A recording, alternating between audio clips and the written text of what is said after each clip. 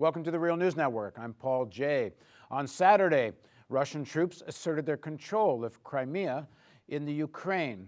Now joining me to discuss the situation there and give us some historical context, first of all, is John Quigley. John is a professor emeritus of international law at Ohio State University and dealt with conflicts between Ukraine and Russia arising from the breakup of the USSR on behalf of the Organization for Security and Cooperation in Europe. Also joining us, Jeffrey Sommers. He's an associate professor and senior fellow of the Institute of World Affairs at the University of Wisconsin-Milwaukee. Thanks very much for joining us, both of you. Sure. So Jeffrey, let's start with you. First of all, many people are suggesting or accusing the Russians of violating international law. Do you think this intervention into the Crimea is illegal? Well, I think it very well could be, although I would say to some extent the point is moot. In other words, we've reached a stage where I think the Russians have become quite frustrated in their dealings with the United States and to a lesser degree the EU. So I think that they feel that agreements that they've reached with especially the United States before have not been honored, and so they're left no recourse but to take extra, perhaps legal action if they feel it's. They haven't intervened in the United States. They've intervened in a sovereign country called the Ukraine. Well, they have, but you know the situation is one in which the United States is intimately involved.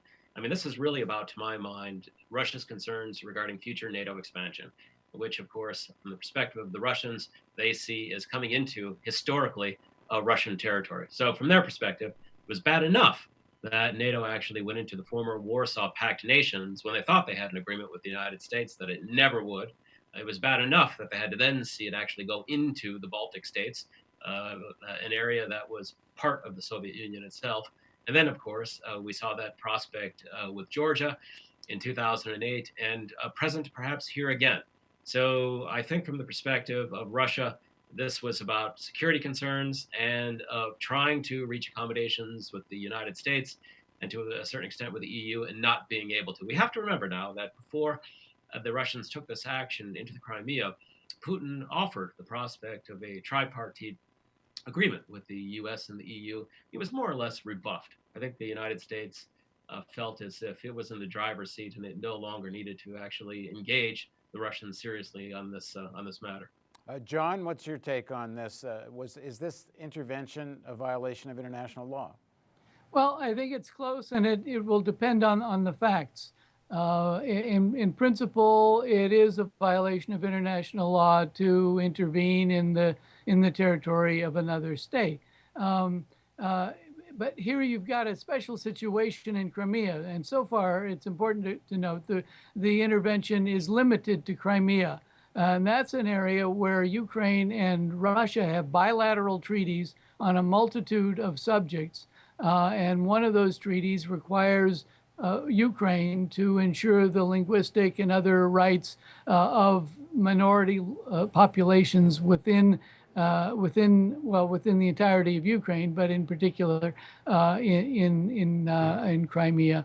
And arguably, and this would be the Russian position, that obligation is being violated by Ukraine, and the population of Crimea is, as a result of that violation, asking for protection from Russia, which already has troops there.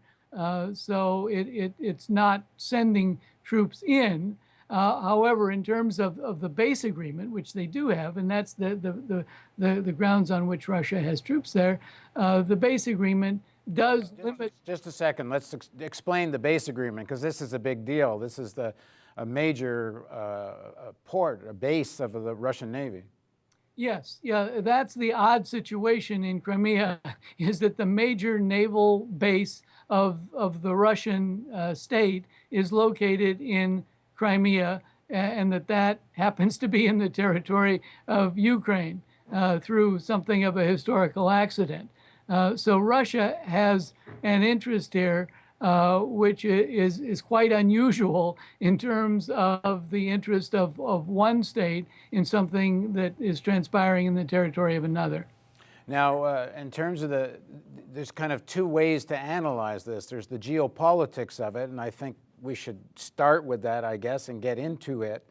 But there's also what the people of the Ukraine want. And I find in these discussions sometimes we on the outside, particularly in the West, when we're analyzing this, we spend a lot of time looking at the geopolitics. And by that, I also mean their manipulation, intervention, all the machinations of the Americans, but also the Germans and other in the EU, who have their strategic interests here. And let's dig into that. But I just want to suggest we're also need to talk about, what do the Ukrainians themselves want? Because that isn't all just an outgrowth or repercussion of the various external factors. But Jeffrey, start with a little more context of why this is so much seems to be at stake for Russia here. Well, actually, I just want to reference your remarks there. I mean, there is no such thing as Ukrainians singular. Ukraine is a Soviet construction. There are no single Ukrainian people. The state was created from the pasting together of various territories. First, beginning with Catherine the Great, but also extending to Lenin in 1922, tacked on the eastern portion of the country, which consists of largely Russian speakers. You had Stalin, who added on Galicia, which was a part of Poland. This was an outcome of the Molotov-Ribbentrop Pact, and these are where some of the ultra-nationalists today are coming from. This region that Stalin had actually tacked onto Ukraine, so this would consist of Lvov and other areas in western Ukraine. And then, of course, you have Nikita Khrushchev in 1954, who tacks on the Russian terrain of Crimea. So you have many, many divergent viewpoints on this from within Ukraine. There is no such thing as a singular Ukraine. I know very little about the Ukraine, even though on one side of my family, they come from there. Yeah. But that being said, is not something in the range of 77% of the population ethnic Ukrainian? Well, yes. So, I mean, we can say that the majority of the population is ethnic Ukrainian. There's no doubt about that. But we can also say that you have the south and the eastern part of the country, which is mostly ethnic Russian. And then, of course, you have some other minorities as well, Crimean Tatars and others. But this is something that was just kind of pasted together by the Soviets. And I don't mean to say that there's not anything such as Ukraine. I'm just saying that the modern Ukrainian borders as they exist were more or less created by the Soviets. And they, tacked on territories. But that being said, if one used that argument of made-up countries as a way to say sovereignty doesn't matter that much, geez, you could take half of the world would fall into that category. Especially, so let's say if you take a look at the African continent. I mean, so an outcome of European imperialism there created these national boundaries which I do not respect. or the Middle East or Pakistan. I mean, go on and on and on. I mean, and we saw, of course, in the Indian subcontinent after the British left, we saw war, right? So we saw, Pakistani split from India. We eventually saw Bangladesh split from Pakistan. So, it's quite common for these constructions to kind of come apart when there's no longer a strong centripetal force keeping them together. And I'm not saying that there's no such thing as sovereignty. I'm just saying that there's not a Ukrainian identity or public opinion which matches the boundaries of the current Ukrainian state. Now, John, if you try to get a sense of what Ukrainians themselves seem divided on, because while Russia is very concerned about NATO expansion, and I know, that in terms of when the Soviet Union was broken up, Gorbachev was told by the Americans, we're not going to expand NATO onto your doorstep, and clearly they have. And the idea of a sort of an encirclement of Russia clearly is more or less in place. And if you listen to people like John McCain and the neocons and Romney and the people around him, if this, I think we were talking off camera just before this, if this had been a Romney presidency surrounded by that section of the American foreign policy elite, this would be a lot hotter right now, because there's plenty of American forces political forces that want real contention with the Russians. But that being said, how do you parse what the Ukrainians seem to want? And in polling I've seen, about 42% of people want to join the EU, and them caught in the middle of this geopolitical chessboard. Yeah, I think what Jeffrey said is really key here, and namely that you have a population that is not cohesive as a result of the fact that the country was cobbled together over a period of time. And that makes it very hard to talk about the sentiment of the people. There is substantial sentiment for participation in the European Union on the theory that that will make life better. Whether it will or not is something that can only be speculated. Now you can ask the Greeks how it's working for them. Exactly, and much of the economy in Ukraine is very closely tied to Russia, especially in the eastern part, which makes it difficult to have too heavy a swing towards the European Union. Now there's a difference here between wanting to be part of the EU. There's a difference between that and the joining of NATO. I think there's quite a difference there between what the Americans and German, I think, are probably the two biggest players in all of this. Their strategic interest is to get the Ukraine into NATO, where the people of the Ukraine want to be in the EU. As you said, it's not clear whether that would be particularly good for them, but boy, it looks good when you're probably sitting in the Ukraine. I mean, the West always looked great to people in Eastern Europe until they found out more about it. But that being said, there is a real domestic internal conflict here, which isn't about the geopolitics. It's about people being fed up with their governments of various types. They're fed up with the way the economy is operating, and even if I understand it correctly, even in the Russian areas, they don't want secession. They're talking about having more rights. Give us just a better sense, Jeffrey, of how the domestic situation is breaking down. Well, first, just regarding and referencing your points about the EU, I just want to say that, we have to remember that it must look, again, very attractive to people in Ukraine to join the EU. But essentially what they're seeing is the ghost, the phantom of an EU that once existed, but is slowly, and actually now quite rapidly, dissolving. In other words, that social market economy that was built after World War II, which provided such wide spread benefits to so many people, is under assault. And so we're seeing a very, very hard turn, of course, in the EU towards neoliberalism. And I think that Ukrainians are going to find themselves quite disappointed by what they'll find if they join with the EU. But I greatly respect their desire to remove these kleptocrats, which have plagued them since the beginning of independence. And that extends, of course, to Yanukovych, who was just removed from power. So I fully respect their desire to push away these kleptocrats and to move towards a better system. I just think that they're not going to necessarily find it with the EU. And I think what's going to happen is that there's just going to be an acceleration of emigration from Ukraine into the European Union. And so you already have a population in Ukraine that's not having children for the most part. And the very nation that they seek to build and protect may be euthanized through this process of emigration. But regarding how they move forward and do they want to, in the East, join up with Russia or not? Yeah, I think you're right. I mean, I think that what they're really looking for is autonomy, protection, and not being brought into a future government that would not have their interests at hand. In other words, in the East, they don't want to be controlled by ultranationalists in the West, and in the West, they want less influence from Russia. So I just don't see how they can resolve this matter simply. John, does it not also have to be said that as much as they're, if they do enter the EU, they're really entering the EU at the stage of neoliberalism. And if you look at what that means for Spain and Portugal and Greece, even Italy, I mean, this is not working anymore, as Jeffrey says. But that being said, the Russian oligarchs are also neoliberals. This is not like all of a sudden you're dealing with the Russians or something else.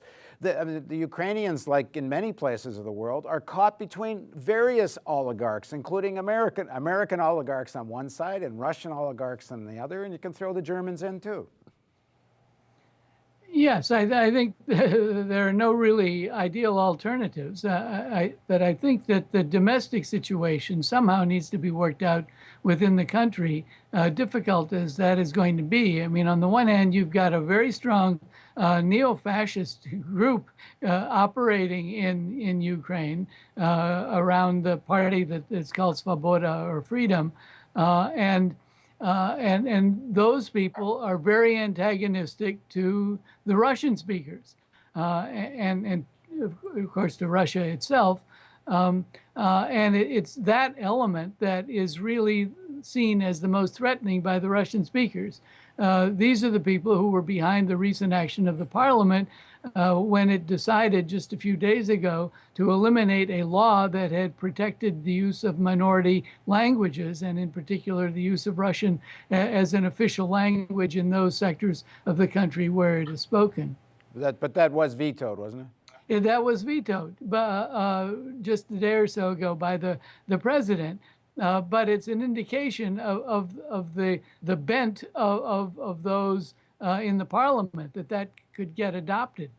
Right. Just finally, just how dangerous a moment do you think this is? I mean, it smells like pre-First World War kind of stuff, but we're not at that kind of moment, are we? There's a story just broke in United Kingdom almost as we started this interview. An assistant to the British Prime Minister was walking into a briefing meeting in Downing Street and holding a briefing document, and some photographer actually got a picture of the briefing document. And in the document, it says that the United Kingdom will not participate in any kind of economic sanctions against Russia. And in spite of a lot of rhetoric in the United States, I mean, this doesn't sound like it's going to heat up to those levels if Russia essentially stays in the Crimea and doesn't go any further. Does that sound right? In East Europe, there's nothing more than they would like to start World War III and kind of create a World War I like a situation. I think fortunately we don't have John McCain or Mitt Romney in charge in the United States, so I don't think we're going to go that route. And just as you said with Britain, I think because London essentially is the British economy, and it's an offshore tax dumping outlaw economy in many respects, but they're absolutely dependent upon all of this global oligarchic capital, which is fleeing taxation in their respective home countries, and they dump the money in London, and so London's not going to do anything to scare that money off.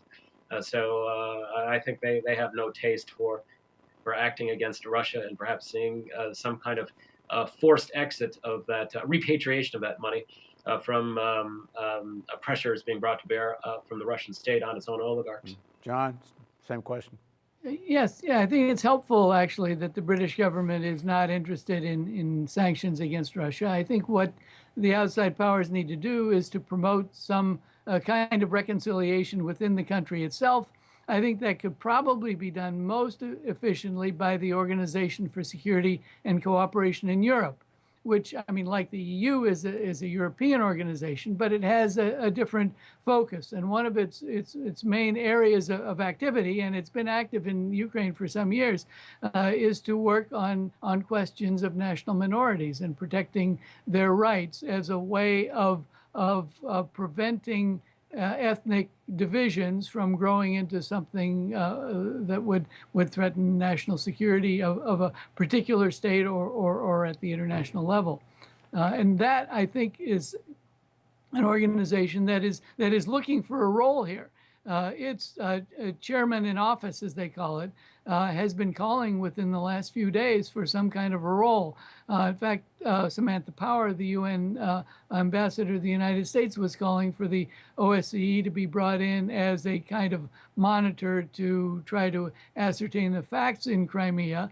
But it seems to me it could play a stronger role than that. But this is going to be worked out by the Russians and the Americans in terms of whatever the geopolitics of these are, unless the situation internally gets out of their control. I think that relations between Russia and the United States could be quite tense going forward. But in some respects, it could be positive as well. I mean, I think Russia is making it very clear, especially with regards to NATO, that it's not going to permit its continued expansion into its territory. And so the United States might start behaving more responsibly, hopefully, some of the more extremist elements within the State Department, people like Victoria Nuland, who made her infamous remarks to the EU about the need to act more aggressively towards Russia, will be curbed. And we might see a more, hopefully, respectful dialogue between the United States and Russia, based upon their understanding that both are going to engage each other constructively and seriously. Okay, thank you, gentlemen, for joining us. You bet. And thank you for joining us on the Real News Network.